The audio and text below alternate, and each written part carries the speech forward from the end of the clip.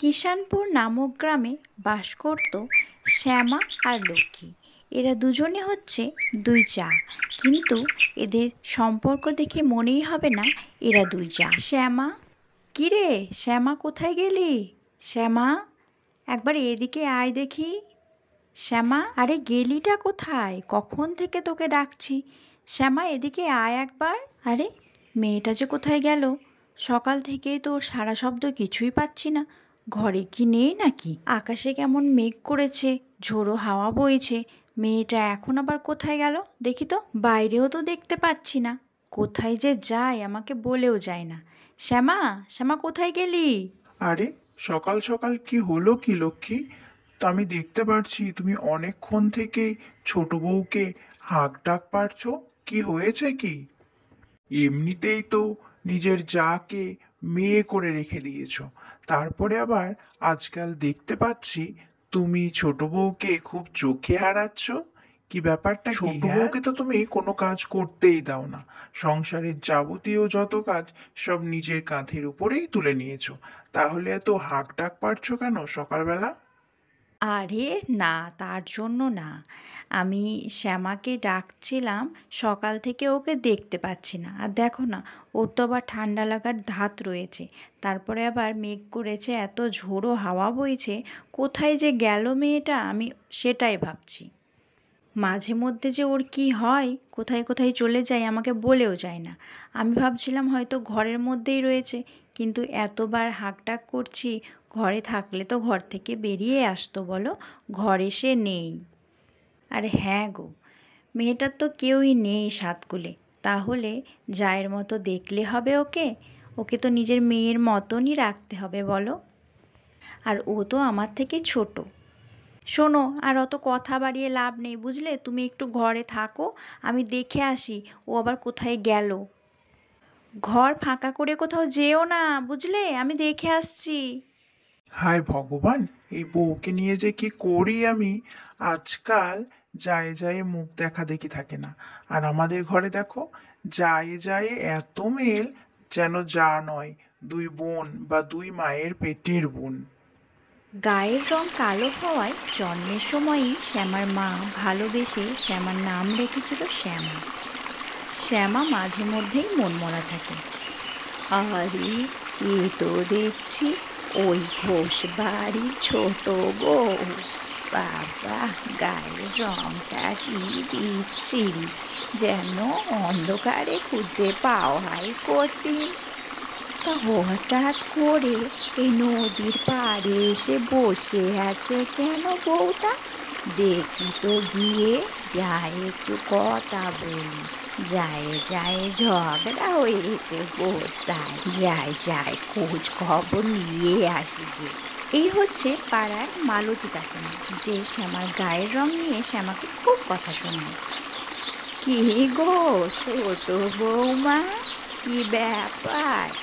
এমন করে সকালবেলা নদীর ধারে বসে আছো যে? জায়ের সঙ্গে ঝগড়া হয়েছে বুঝি? আরে কাকিমা যে, না না, দিদির সঙ্গে ঝগড়া হতে যাবে কেন খামোকা? দিদি তো আমাকে খুব ভালোবাসে। দিদির সঙ্গে ঝগড়া হয়নি। আমার বাড়িতে একটু গরম লাগছিল, তাই ভাবলাম নদীর ধারে গিয়ে বসি। আর দিদি তো আমাকে কোনো কাজও করতে দেয় না, সব কাজ দিদি একা হাতেই করে। তার জন্য ভাবলাম নদীর ধার থেকে একটু ঘুরে আসি। ও তাই বুঝি? তা বেশ বেশ, খুব ভালো করেছো বাচ্চা। তোমার যা লক্ষ্মীতে শুধু নামে লক্ষ্মী নয়, কাজেও লক্ষ্মী, রূপেও লক্ষ্মী।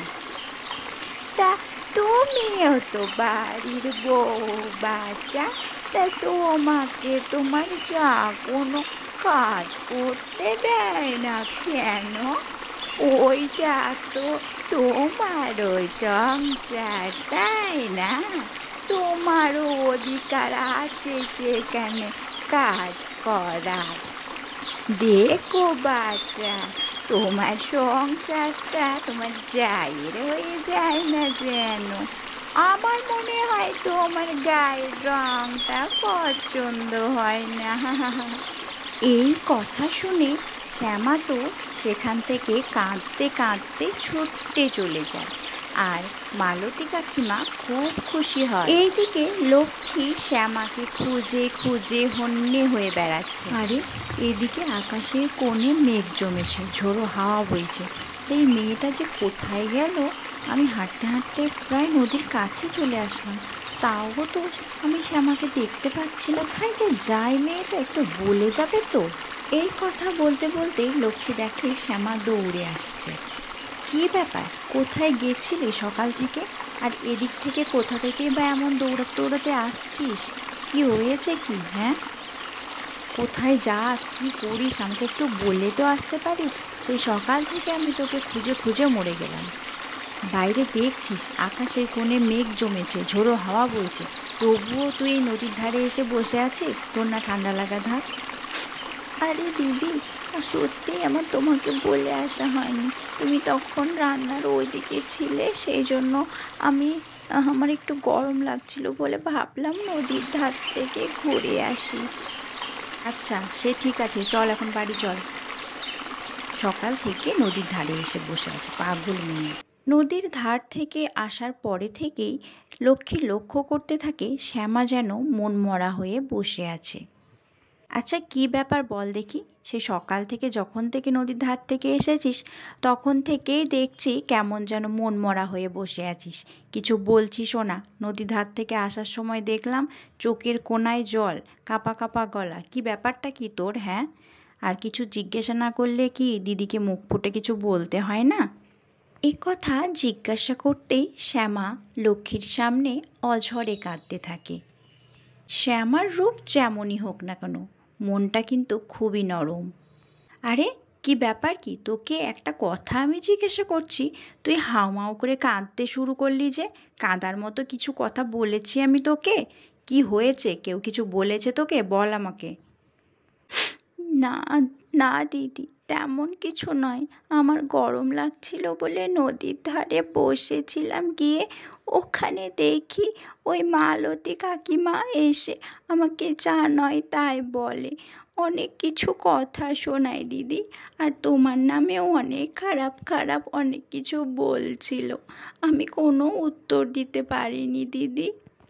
ওই মালতী কাকিমা আমাকে সব সময় কথা শোনায় দিদি, আমার গায়ের রঙের জন্য। এই বলেই শ্যামা আবারও কাঁদতে থাকে। শোন, কে কি বলল তার জন্য তুই কাঁদবি? চল খাবি, চল ওঠ। এইভাবেই লক্ষ্মী শ্যামাকে সামলে নেয়।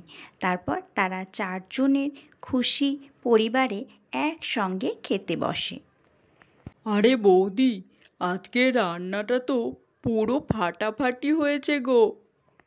বাড়িতে শ্যামা আর লক্ষ্মী দুই জায়ে আনন্দে সংসার করত, আর এদিকে রতন আর জিতন দুই ভাই চাষবাসের কাজ করত। লক্ষ্মী সব সময় শ্যামাকে চোখে হারাতো। লক্ষ্মী শ্যামাকে নিজের যা না, একবারে নিজের বোনের মতো ভালোবাসতো। কি ব্যাপার রে, তখন থেকে দেখছি তুই ঘরের মধ্যেই বসে আছিস, আমি বাইরে বসে আছি একা একা, তোকে কখন থেকে ডাকছি তুই শুনতে পাচ্ছিস না? আর মুখ চোখের কি হাল করে রেখেছিস? হ্যাঁ, যা গিয়ে মুখটা ধুয়ে আয়, আর একটু ক্রিম ট্রিম লাগাতো। দিদি, সত্যি দিদি, তোমার মতো আমাকে কেউ ভালোবাসে না। আর যদি আমার মা বাবা থাকতো, হয়তো আমার মা বাবাও তোমার মতো আমায় ভালোবাসতো না। যখন আমার মা বেঁচে ছিল তখনও আমি এত ভালোবাসা পাইনি। এই কথা বলতে বলতেই বাইরে থেকে কার যেন একটা গলা শোনা যায়। সেই গলা শুনেই লক্ষ্মী বাইরে চলে আসে। আরে পিসি যে, কি ব্যাপার, তুমি হঠাৎ কোনো খবর দিলে না? কেমন আছো পিসি? শরীর টরীর সব ভালো আছে তো? আরে বৃষ্টি পড়ছে তো, বাইরে দাঁড়িয়ে থেকো না, উঠে এসো উঠে এসো, তাড়াতাড়ি উঠে এসো। কতদিন পরে তোমাকে দেখলাম পিসি, তাড়াতাড়ি উঠে এসো, বৃষ্টিতে ভিজে যাবে তো। আরে হ্যাঁ রে মা লক্ষ্মী, অনেক দিন পর তোর সঙ্গে দেখা হলো। অনেক দিন যেহেতু দেখা হয় না, ভাবলাম যাই, লক্ষ্মী মা তো আর আমায় দেখতে আসবেনি, আমি গিয়ে দেখা করে আসি। হ্যাঁ হ্যাঁ, উঠি, দাঁড়া, বারান্দায় উঠি, সত্যি বৃষ্টিটাও নামলো রে। লক্ষ্মীর পিসি আসার পর থেকেই লক্ষ্মী তার পিসিকে নিয়ে একটু ব্যস্ত হয়ে পড়ে। অনেকদিন পর দেখা হয়েছে, গল্প সল্প করে, বসে থাকে পিসির সঙ্গে।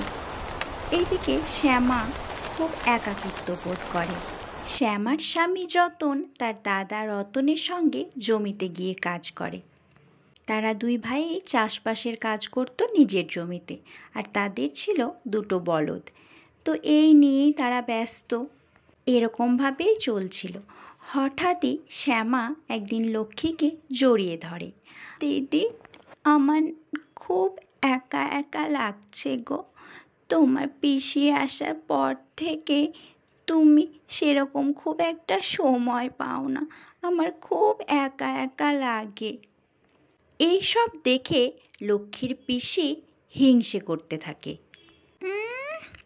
এমন ভাব করছে যেন দুই যা নয়, দুই বোন, নিজের মায়ের পেটের বোন। এই শোন লক্ষ্মী, একটু দাঁড়া তো, তোর সঙ্গে আমার খুব জরুরি দুটো কথা আছে। হ্যাঁ হ্যাঁ, বলো পিসি, দুটো কেন, চারটে কথা বলো। শোন, অত জীবনটাকে হেলায় হারিয়ে দিসনি লক্ষ্মী, মনে রাখিস, শ্যামা কিন্তু তোর নিজের মায়ের পেটে বোন নয়, ও কিন্তু তোর যা, বুঝলি? তাই বলছি, ওইরকমভাবে মিশিস নে। সারা সংসারের কাজ তো দেখছি একাই করিস, ওকে তো কিছু করতেও দিস নে তুই। এত খাটিস কেন? মনে রাখিস, বোন কিন্তু বোন হয়, আর যা কিন্তু যাই হয়। এখন এত কষ্ট করছিস, এত ভালোবাসছিস, দেখবি যখন ও বুঝবে, একদিন তোকে দূরে সরিয়ে সংসারটাকে হাতের মুঠোয় করে নেবে, বলে দিলুম তোকে।